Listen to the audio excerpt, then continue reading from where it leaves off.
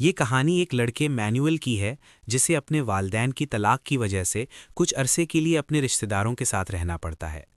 Manual 3 महीनों के लिए स्पेन के एक दूसरे शहर में अपने चचा हवान के घर रहने आया था, मगर जब वो स्टेशन पर पहुंचा तो उसे काफ़ी देर तक इंतज़ार करना पड़ा। मैनुअल पहली बार अपने इन रिश्तेदारों से मिलने वाला था और अपने माँ बाप से दूर आकर वो अंदर से बहुत उदास और मायूस था। लेकिन उसका अपने घर से दूर रहना ज़रूरी था क्योंकि उसके वालिदैन एक दूसरे को तलाक देने वाले थे। जब मैनुअल हवान के घर पहुंचा तो उसे मालूम हुआ कि उसके 3 चचा हैं और ये तीनों ही बड़े रंगीन मिजाज और आज़ाद ख्याल आदमी हैं। ये सब एक ही इमारत में रहते थे, मगर मैनुअल को 3 महीनों के दौरान अलग अलग वक्त में तीनों के घरों में रहना था। सबसे पहले वो हवान के घर रहने वाला था। अगले ही दिन हवान उसे अपनी दुकान पर ले गया जहां सिर्फ खवातीन ही नजर आ रही थीं, और मैनुअल ने अपने चचा को औरतों के साथ फ्लर्ट करते हुए देखा। मैनुअल वहां काम सीख रहा था कि इतने में हवान की बेटी फियोना सांता वहां आ गई। जैसे ही मैनुअल ने उसे देखा वो फौरन उसे पसंद करने लगा। मैनुअल हवान और फियोना सांता के साथ वक्त गुजारकर बहुत खुश था। एक दिन हवान उन दोनों को शहर से दूर सैर के लिए ले जाता है। वहां एक पुरसुकून माहौल में हवान उन दोनों को पेंटिंग सिखाने लगता है। हवान मैनुअल को कुदरत की खूबसूरती के बारे में बताता है और समझाता है कि इस खूबसूरती को तस्वीर में कैसे उतारा जा सकता है। वो सब मंजर को कैनवस पर उतारने की कोशिश करने लगते हैं। कुछ देर बाद वहाँ एक अजीब सा आदमी आ जाता है जिसे देखकर मैनुअल और फियोना सांता दोनों डर जाते हैं। वो आदमी खुद को खुदा कहता है। हवान के कहने पर मैनुअल उसे खाने के लिए एक सेब देता है, मगर उसके बावजूद उस आदमी की अजीबो गरीब बातें ख़त्म नहीं होती। वो बार बार कहता है कि मैं गायब होकर दिखा सकता हूँ, और इसी तरह की अनोखी हरकतें करता हुआ वहाँ से चला जाता है। अगले मंजर में हमें दिखाया जाता है कि फियोना सांता अपनी माँ से डांस सीख रही होती है और उसी वक्त हवान मैनुअल को फ़न और आर्ट के बारे में समझा रहा होता है।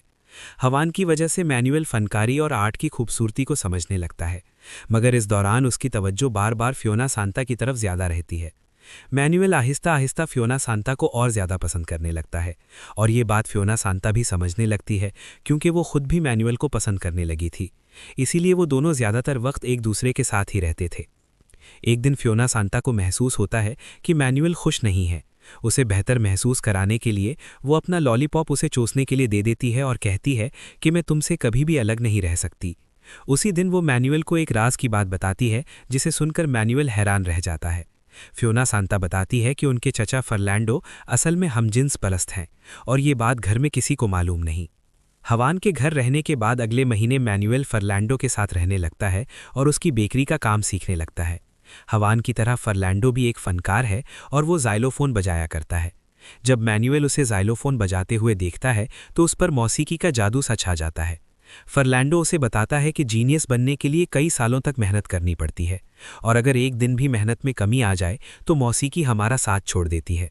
फर्नांडो का अफेयर उसके असिस्टेंट पीलो के साथ चल रहा होता है, और ये बात मैनुअल जानता था। फर्नांडो की बीवी बीएड्रीस इस बात से नाराज़ थी कि उसका शौहर काम पर तवज्जो नहीं देता, मगर फर्नांडो का कहना था कि ये काम उसे खुशी नहीं देता, उसे सिर्फ पीलो से खुशी मिलती है। एक दिन उसका असिस्टेंट पीलो बताता है कि उसकी शादी होने वाली है, इसलिए अब उसे फर्नांडो को छोड़ना होगा। इन दोनों के बीच में होने वाली ये सारी बातें मैनुअल और फियोना सांता सुन लेते हैं। पीलो के जाने से फर्नांडो का दिल टूट जाता है और वो अपनी जान देने की कोशिश करता है, मगर वो ऐसा कर नहीं पाता। उसी शाम जब मैनुअल बीएड्रीस के कमरे में जाता है तो वो उससे पूछती है कि क्या वो उसे खूबसूरत लगती है या नहीं। वो मैनुअल से अजीबो गरीब सवालात करने लगती है। तब मैनुअल उसे फर्नांडो और पीलो के अफेयर के बारे में बता देता है। इस अफेयर के बारे में जानकर बीएड्रीस मैनुअल से वादा लेती है कि वो इस राज को किसी को नहीं बताएगा। फर्नांडो से नाराज़ होने के बजाय बीएड्रीस उसे संभालने लगती है और उसे बेहतर महसूस कराने की कोशिश भी करती है। मैनुअल एक नई दुनिया देख रहा था और इस दुनिया में उसे फियोना सांता के साथ खुशी मिल रही थी। एक दिन अचानक वो दोनों छत पर 2 अनजान लोगों को आते हुए देखते हैं। तब फियोना सांता बताती है कि वो अमीलियो की बेटी लॉली और उसका बॉयफ्रेंड है, जो मंशियात लेकर वहां से भाग आए हैं। फियोना सांता को उसी वक्त कुछ अजीब सा महसूस होता है और वो कहती है कि मेरे घर में कुछ गलत हो रहा है। जब वो घर की तरफ जाते हैं तो उन्हें पता चलता है कि फर्नांडो की मौत हो गई है। सब लोग परेशान होते हैं, मगर सबसे ज़्यादा परेशान बीतरीस होती है। वो बताती है कि फर्नांडो अचानक ज़मीन पर गिर पड़ा था और उसकी मौत हो गई। हुआन और उसके बड़े भाई अमेलियो ने फर्नांडो को ज़मीन पर बेहोश पड़ा देखा तो उन्हें समझ आ गया कि उसे दिल का दौरा पड़ा है। खुशकिस्मती से सही वक्त पर एमेलियो उसे बचाने में कामयाब हो जाता है।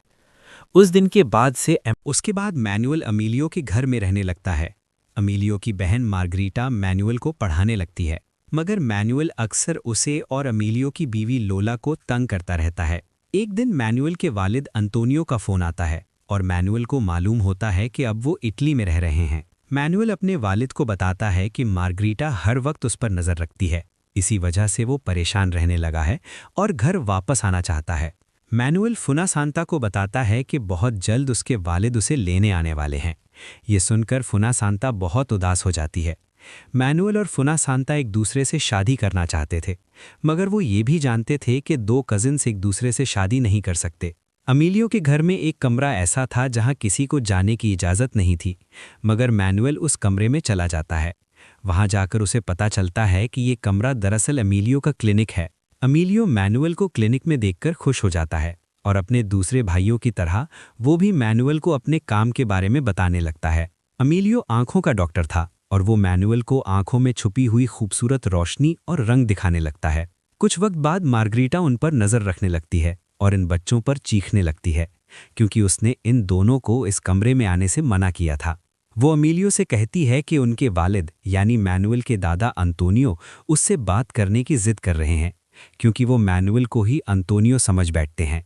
मार्गरीटा का कहना था कि वो अब उन्हें मजीद नहीं संभाल सकती, क्योंकि वो सारा दिन मरने की बातें करते रहते हैं।